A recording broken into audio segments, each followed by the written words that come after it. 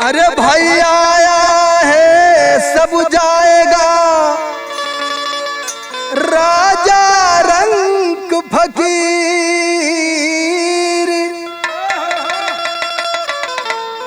कोई विमान पर चढ़ चला, कोई बंधा जात जंजीर।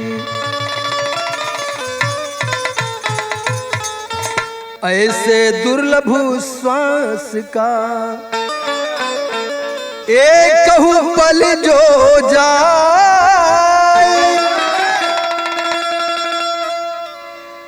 कहे कबीर सुन साधवा, अरे तीन लोक डरना।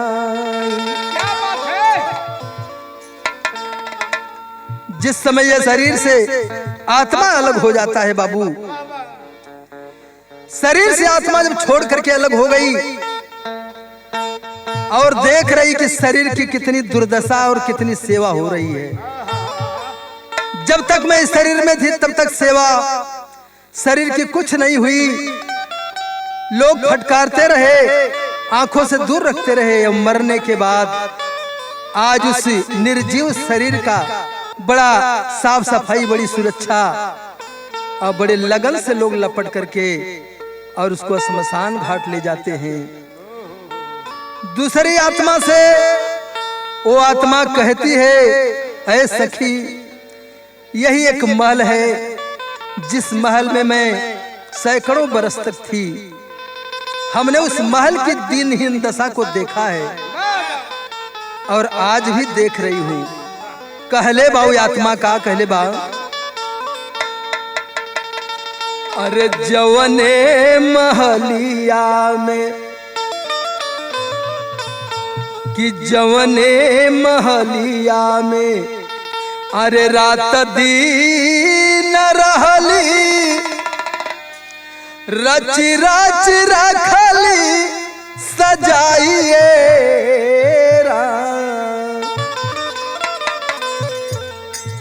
अरे मरघट में आ जाऊ है पांच रंग महलिया, मरघट में आ जाऊ है पांच रंग महलिया। चितवा पे जात बाजा लाइए राम,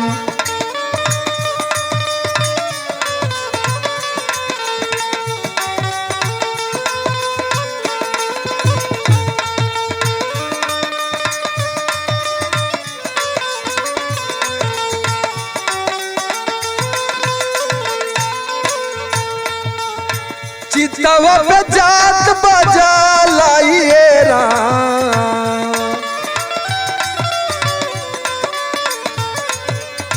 मरघट पे आ जाऊ है पचरन महलिया, चितवा पे जात बाजा लाइए राम।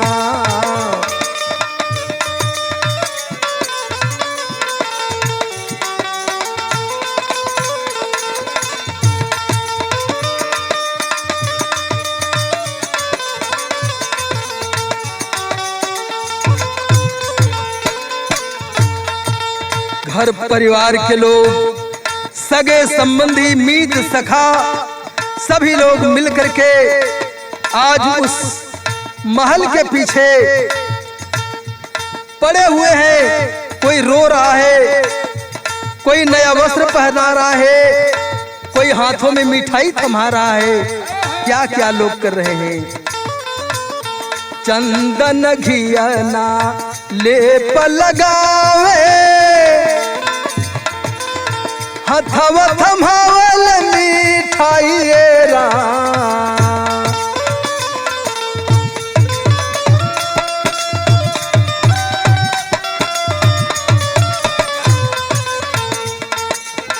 चंदन घियना लेप लगावे, हथवा थमावल मिठाइए राम।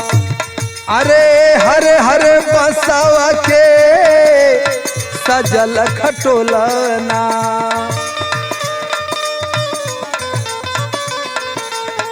हरे हरे बांसवा के सजल खटोलना, लाली रंग चुनरी ओढ़ाइए राम।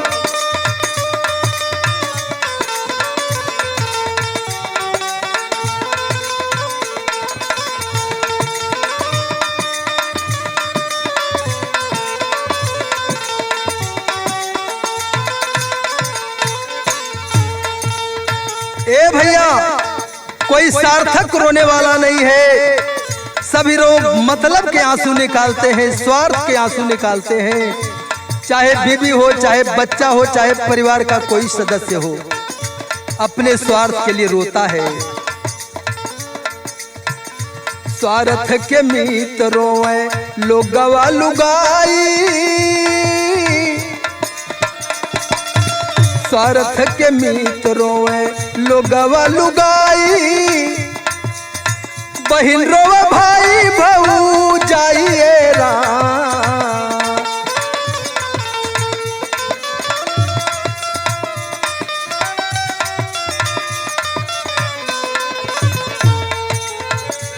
अरे सिरवा पटकी रोए बियही रे अंगना, सिरवा पटकी रोए बियही रे अंगना, माया के तीर न सहाइए राम।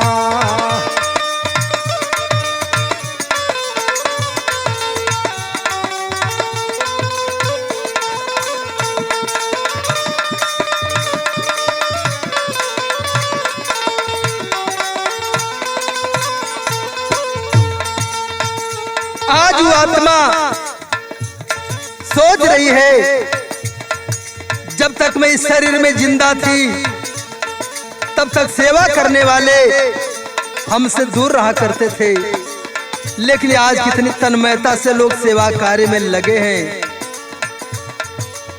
शरीर को सदगति देने में लगे हैं, लेकिन उस आत्मा को सदगति नहीं दिए जिसको देना जरूरी था। कहले बा का जियत न देले केहू एक लोटा पनिया,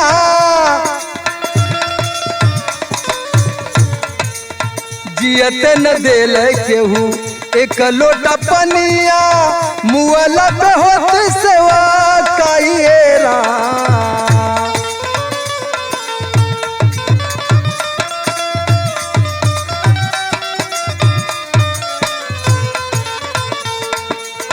कर्म धर्म सब माटी रे होई है,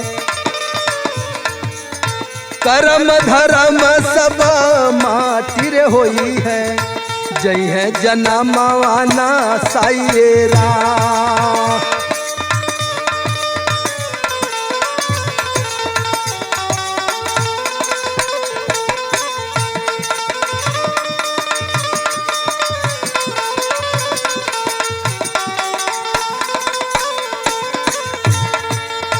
इसीलिए इस जीवात्मा को समझाने के लिए जीवन काल में संत ऋषि हमारे महात्मा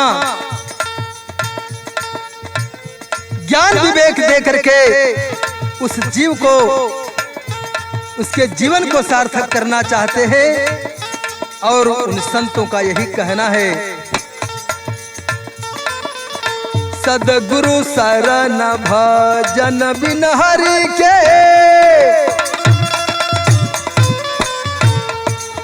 सदगुरु शरण भजन बिन हरि के, कुछहु न संघवा में जाइए राम।